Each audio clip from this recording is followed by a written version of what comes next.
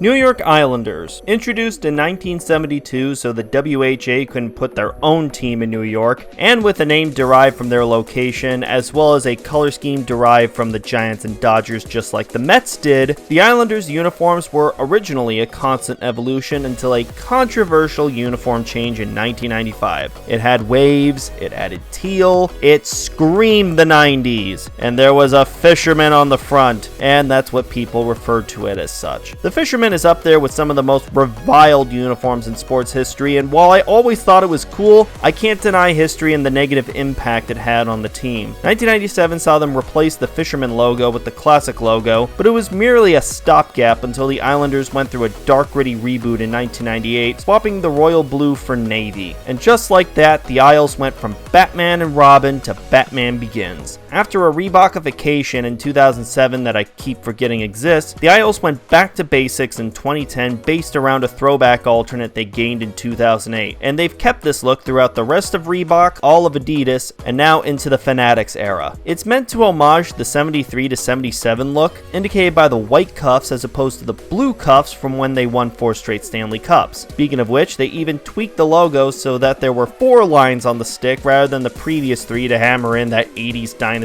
of winning 4 straight Stanley Cups. In terms of the jerseys, the home blue and road white are marvelous, and I never felt the need for the Isles to try and differentiate their color scheme from the Oilers. Ironic that both teams began playing the same year. I guess navy would be neat to see the Isles play in for that bit of reference to the 2000s, but it's not absolutely necessary in my eyes. They had an alternate that they retired after last season, which was based on their 2014 Stadium Series jersey. Maybe we'll see an orange jersey in its place? Who knows? Since New York has worn these for over a decade now, they're at decent and are 6 years away from moving up to classic. Wow, 2010 will be 20 years old in 6 years? God, do I feel old.